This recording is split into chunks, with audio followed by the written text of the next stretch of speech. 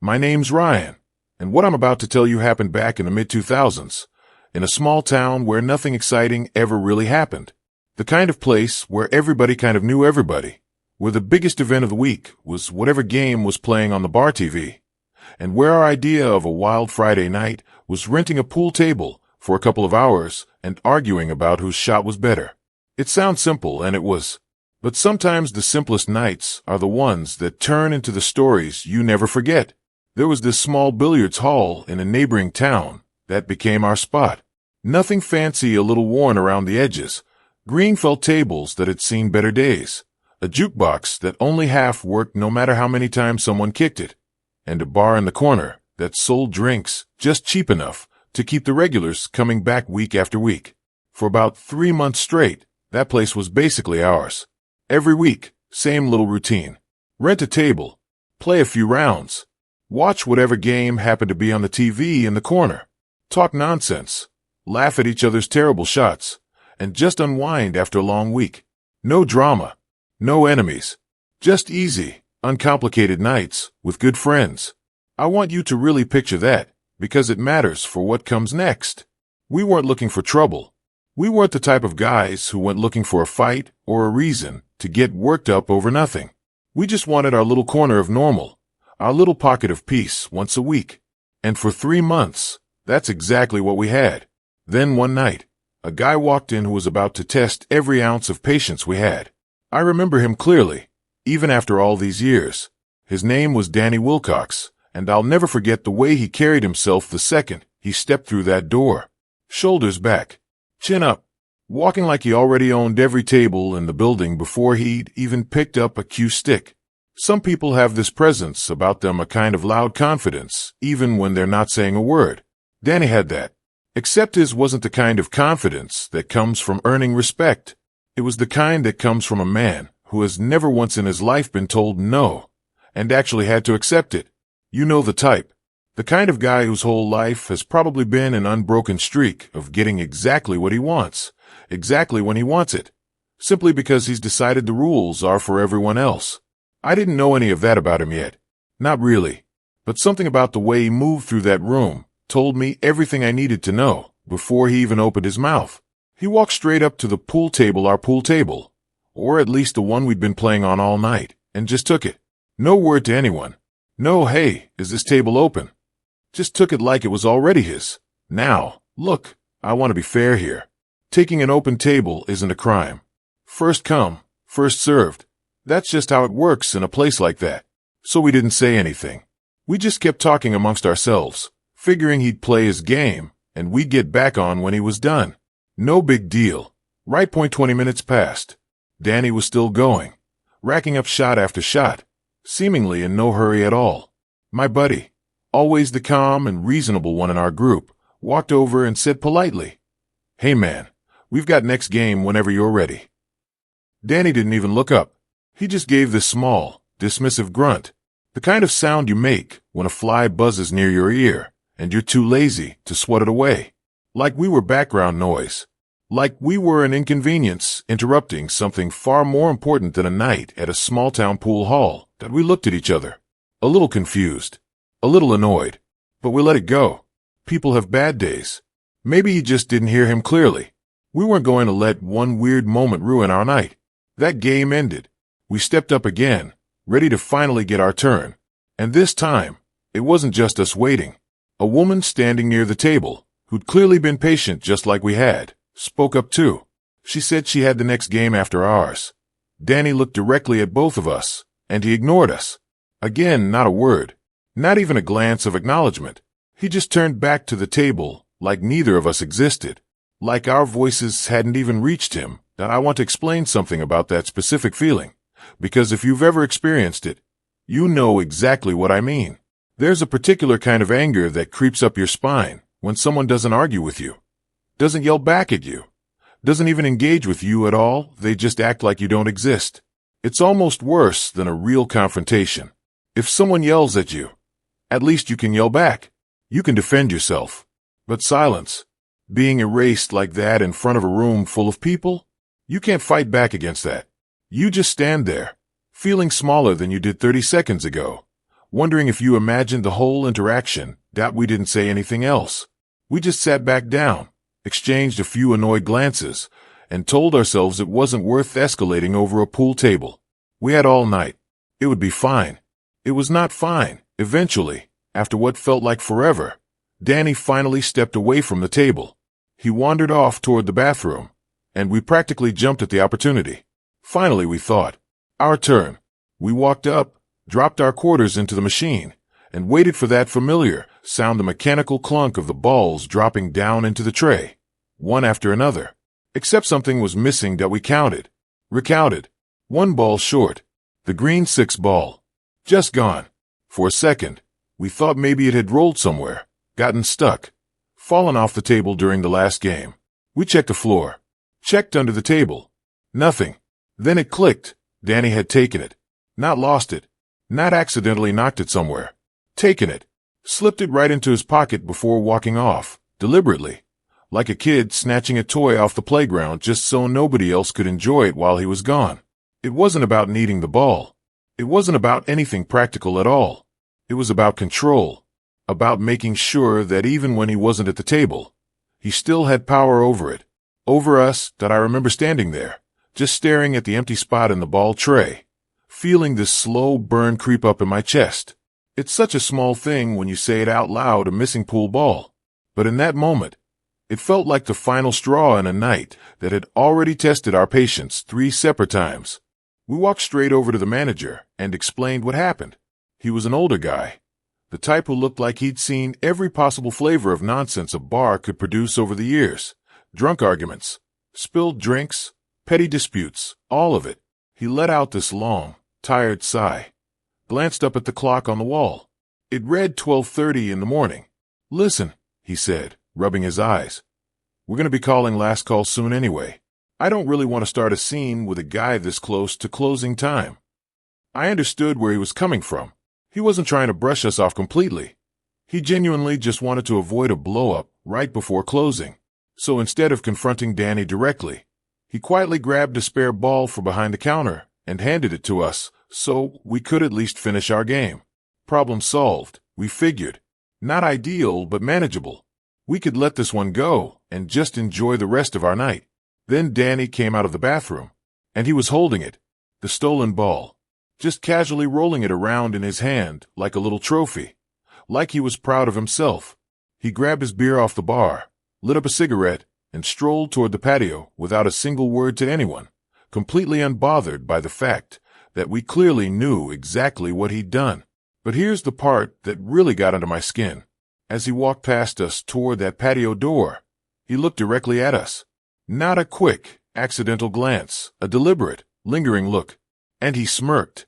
You know the kind of smirk I'm talking about. Not a smile, not amusement. A smirk that says, I know what I did. I know you know what I did. And there's absolutely nothing you're going to do about it. It's one of the most infuriating expressions a human face can make, because it's not about anger or aggression. It's about superiority. It's a person telling you, without saying a single word, that they think they're simply above the consequences that would apply to anyone else. I felt my jaw tighten. My friend next to me let out a slow breath through his nose, the kind you take when you're forcing yourself to stay calm. Nobody said anything. What was there to say? The manager had already made his decision. We had our replacement ball. Technically, everything had been resolved. But it didn't feel resolved. Not even close. Danny finished his cigarette outside.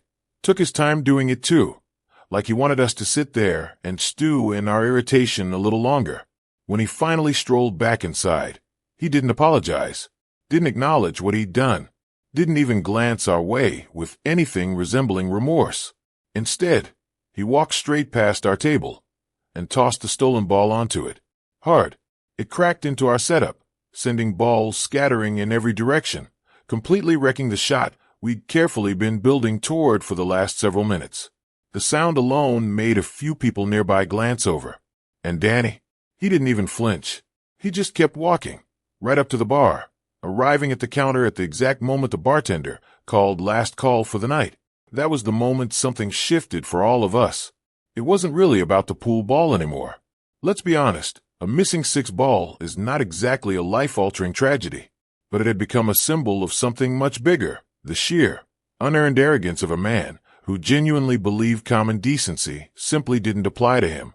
Somebody who spent an entire night proving, moment after moment, that he thought other people's time, other people's patience, other people's basic dignity, meant absolutely nothing next to his own convenience.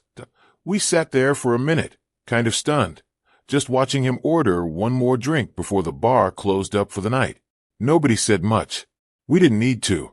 We were all thinking the same thing, even if none of us had said it out loud yet.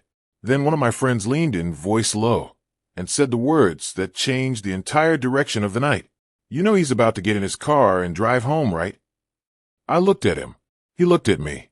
And in that split second, without a single word of explanation needed, an idea started forming between us. Unspoken, but completely understood. We weren't just going to let this one go. Now, I want to be clear about something here. This wasn't some grand, elaborate plan cooked up over hours of scheming. It came together in minutes, fueled by adrenaline, irritation, and more than a little bit of enough is enough. Back then, a couple of us carried these old Nextel phones, the kind with push-to-talk walkie-talkie functionality, that little chirp sound whenever someone keyed in to talk. We also had a shared cell phone plan between us, plenty of minutes to spare for what we were about to do. 3 of the 4 of us agreed on the plan almost instantly.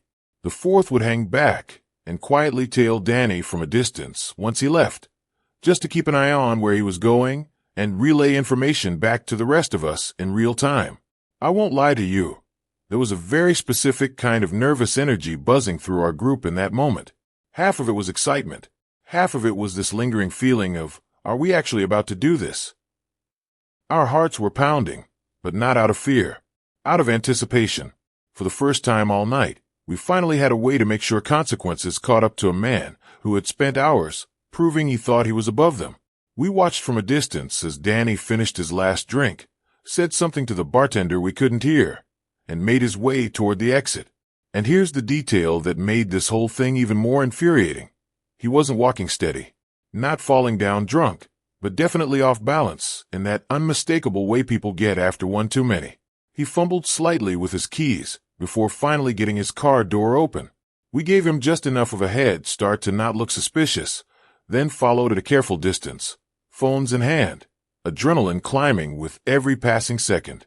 One by one, each of us made the call that we gave the dispatcher every detail we could. License plate number, make, model, and color of his vehicle. We described exactly what we were watching unfold in front of us, swerving between the lines on the road, driving erratically, drifting dangerously close to another vehicle at an intersection. Every call reinforced the last, building a clear, urgent picture for whoever was listening on the other end of that line. Here's the thing that made this whole situation feel like it was against the clock. We had no idea where Danny actually lived. We didn't know if he was 5 minutes from home or 25. Every second that passed meant he was getting closer to safety, closer to slipping away from any consequence at all. So every minute mattered. Every call mattered. We needed this to work, and we needed it to work fast. I remember sitting there in the passenger seat, phone gripped tightly in my hand, watching the streetlights blur past the window, feeling this strange mixture of nervous energy and quiet hope. Was this actually going to work? Would the police even take it seriously this late at night? Or would Danny just slip through, get home safe, and go on with his life completely unaware of how close he came to consequences? And then it happened. Our friend trailing behind called in over the Nextel, and I could hear it immediately in his voice. The exact moment things shifted, he was practically vibrating with excitement through the phone. "He's got lights behind him," he said. "He's pulling over." I felt this wave of pure satisfaction wash over me. We couldn't see it happening live, but honestly, we didn't need to. We could picture the entire scene perfectly in our minds, like we were watching it unfold frame by frame. The swirl of red and blue lights suddenly filling his rearview mirror.